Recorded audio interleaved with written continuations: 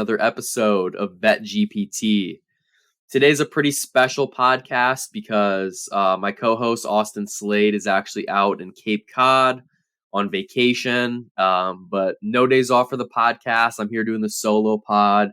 I'll keep it quick today, probably 15, 20 minutes, if that. I'm just going to basically shove a bunch of info at you, hope something sticks, and hopefully we can get some winners. So real quick, though, for anyone holding the under 5'11 and a half, I'll repeat that one more time, under 5'11 and a half. If you bet that for Austin Slade's finishing position in his 5.2 mile race today, you cashed. Because while he has limited service, he did tell me he got 511th place today. So golf clap for him. So congratulations. But now we'll get into the real sports here. First and foremost, let's do a little MLB update.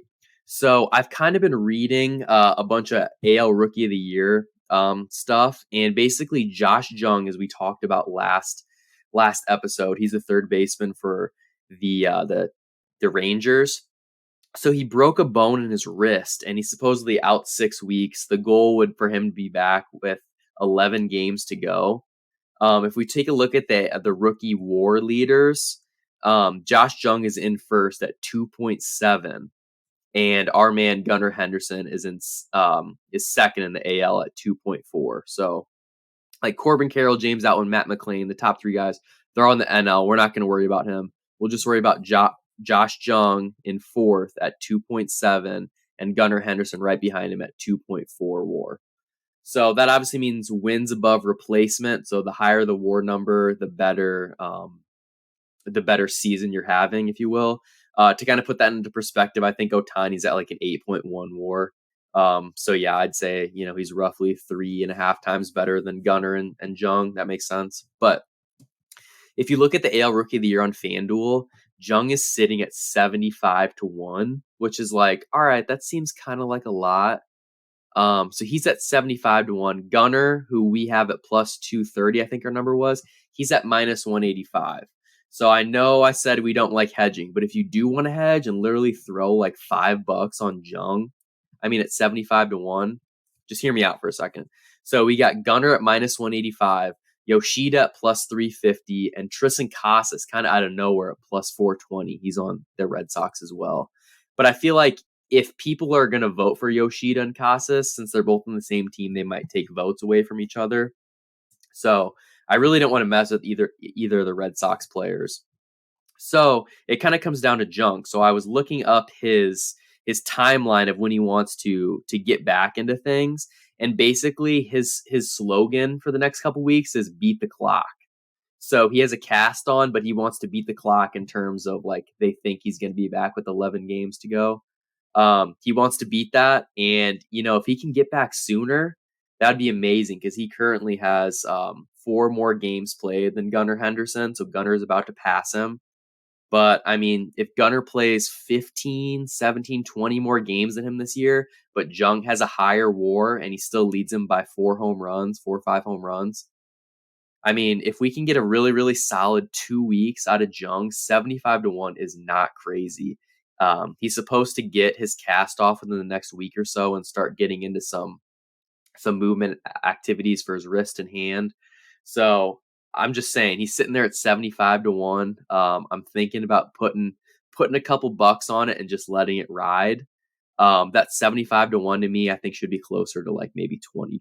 So I think there's some definite value there. Speaking of other value, I was looking at the World Series odds, and kind of how last year went was the Phillies just got hot at the right time. They weren't necessarily the best team, at least in my eyes, but they got hot. They made it to the World Series, and they gave their ball club a chance to win the whole thing. So one of the hottest teams right now would be this, in my opinion, is the Seattle Mariners. Their World Series odds are 33-1. I don't feel great about anybody beating the Braves, who are sitting there at plus 290. But if we look at just to win the AL pennant, the Mariners are sitting there at 12-1. Their biggest hurdle is just going to be making the playoffs. But if you take a look at the standings as of right now at 7:10 Pacific time on August 12th, they are they're sitting there at 63-52. So they're 2 games behind the Blue Jays. If they can get into that final wild card spot, I think they can win the AL. The Twins have no chance. The Rays are slumping. Shane McClanahan, their star pitcher's out for the rest of the year. I traded for Savali from the Guardians. I mean, that's not going to be enough. I just don't see it. The Rays have been playing 500 ball since, like, looking back after the first 30 games of the year. The Orioles, obviously everyone's darling, but they still don't have that postseason experience.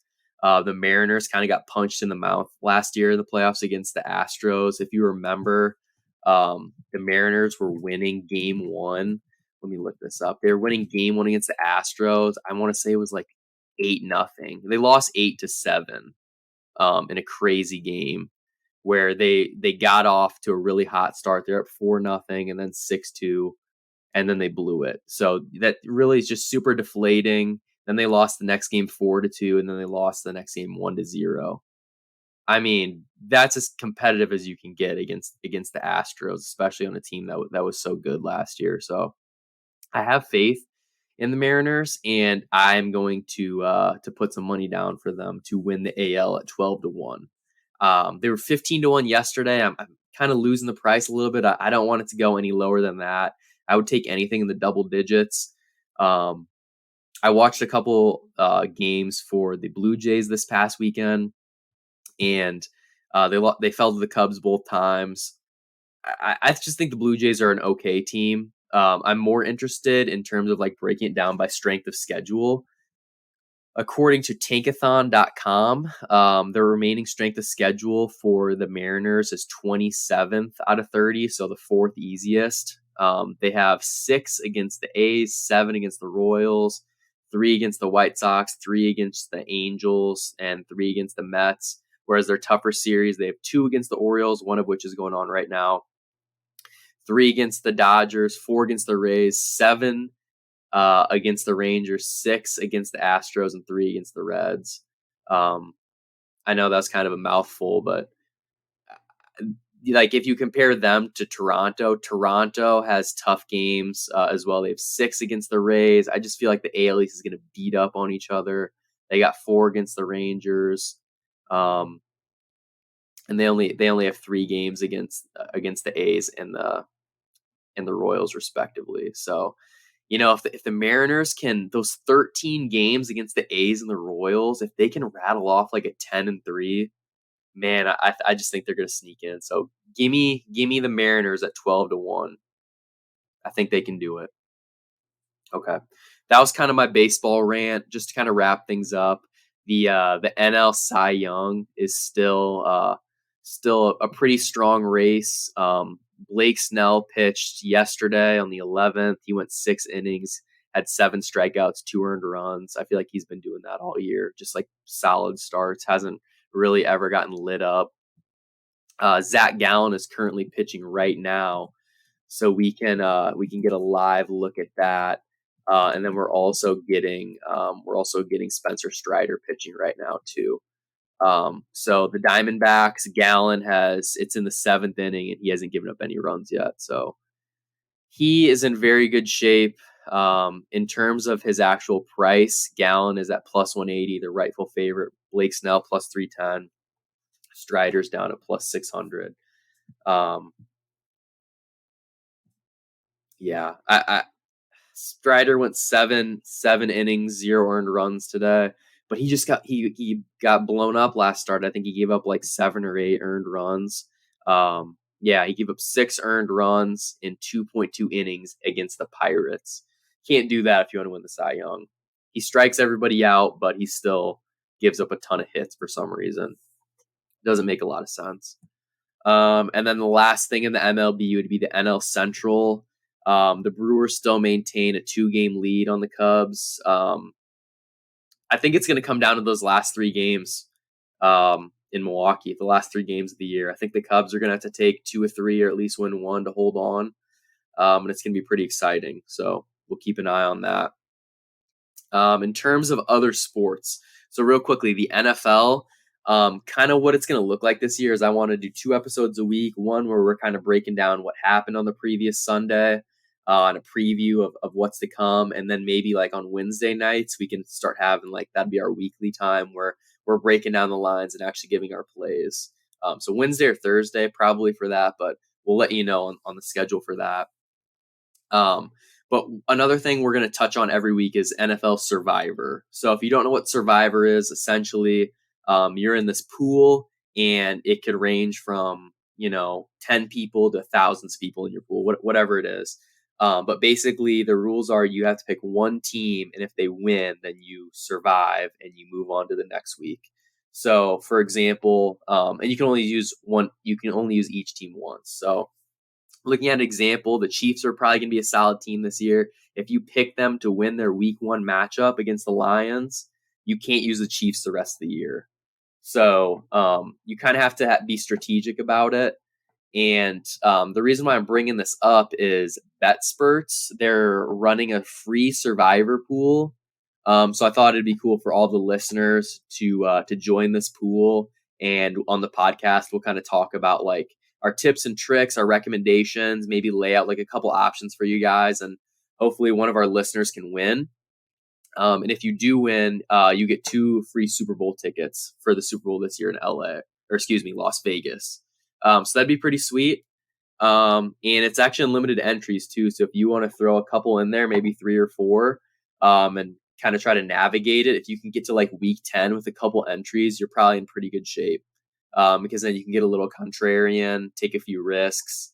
And yeah, I just think that'd be really exciting. So we'll be breaking that down every week as well. So I'll make sure to throw that link on the Twitter and in our YouTube comments, our YouTube description and whatnot.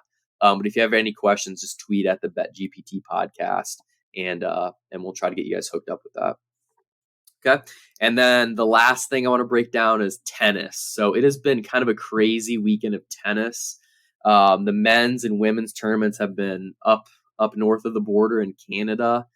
The women are playing in Montreal. And if anyone's been watching, a couple nights ago, Rybakina and Katsakina played until 3 a.m. I guess it was last night on the 11th, overnight to the 12th. They played until 3 a.m. local time, with Rybakina coming out on top in a third set tiebreak, 10-8.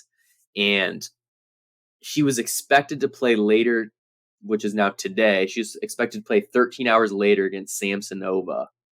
And it just got delayed, like literally a couple hours ago, and pushed to tomorrow. So now the winner of Rybakina against Samsonova tomorrow afternoon has to play after a sufficient amount of rest, they say, which is like 2 hours, I think, against Jessie Pegula, who just beat Iga Swiatek, the number 1 ranked player. So Pegula's in great form right now, and then she gets to play someone off very minimal rest. I just don't like that at all. So I am going to provide a play here. I think you need to bet Rybakina tomorrow against Samsonova. That's a semifinal. Rybakina sitting there at even money. She opened as the favorite, but was bet down to the underdog. But that was because they thought the match was going to be this afternoon, and she was going to have 13 hours of rest in between the matches. Now that she has a full day to recover, ice the legs, kind of just hang out. She's the better player. She's 3rd in the world. Samsonova has been great on hard court. She made the semifinals in DC, is obviously in the semifinals here, had a nice hard court season last year. I just don't think she can play under pressure against some of these really good opponents. So I'm taking Rybakina. And while I do think she beat Samsonova, I am going to take Pegula to win the finals. So you can't parlay that because they're obviously not both listed, but Rybakina at plus 100 to win tomorrow. Keep an eye on that. And then after she does win, let's fade her because of the tired legs and take Pegula. That's what we're looking like on the women's side. We have the Cincinnati Masters event coming up next week, and then a couple weeks from now we have the US Open the first week of September. So we're going to do a really big US Open pod. My buddy Charlie Rose, he's another avid tennis fan. He'll be on the pod, and we'll be breaking down the draw, looking at who we think can win a quarter, which is making it to the semifinals. Who do we think can win the whole thing. What are some people where maybe there's some long shots that we'd like to bet, so you could have them, in pocket and maybe hedge them later on if they do make a deep run. So that'll be really fun to break down. And then obviously we'll look at the men's tournament too. So they have the same schedule, except they're playing in Toronto this week. And number one ranked player Carlos Alcaraz got beat by Tommy Paul yesterday, who's about to move up to the second highest ranked American spot. The first spot belongs to Taylor Fritz, but I could see Tommy Paul passing him up pretty soon, especially if he plays well in Cincinnati next week. But essentially, Tommy Paul ended up getting beat today by Diminor, and he has to play Yannick Sinner tomorrow. So that price hasn't opened up. I would expect Sinner to be the favorite. It might be close to minus 200. That's probably too much to lay. But if there's anything in like the 100s, if it opens at minus 180 in terms of Sinner or lower, we're definitely taking Yannick Sinner. So I expect Sinner to win the finals, and then I expect Rybakina to win the semifinal, but Pegula to win the final. So a little confusing, but that's just how tennis has been lately. A lot of weather issues and kind of just getting these matches in. So once we get to the US Open, they actually have a day of rest scheduled in between each match. So it's a lot easier to kind of circumnavigate the draw and kind of have an idea of when people are playing and whatnot. So yeah, that's pretty much it. I told you I'd keep this podcast short. We're sitting here at 17 minutes. I really appreciate you guys listening. We will have Slade back later this week. And we'll recap the NFL preseason, see if our when we tease the unders down by 10 points, see if that worked out for us. We'll crunch the numbers there. We'll talk more baseball. The nice thing about baseball right now is like every 3 days, like there's news happening. There's injuries. There's return from injuries. There's just like these strong pitching performances that are totally shifting the betting odds. So we're really looking forward to breaking that down with you guys. But yeah, if you could give us 5 stars in Apple and Spotify, subscribe to the YouTube, we'd really appreciate it. Yeah, thanks for listening. We'll talk to you guys later.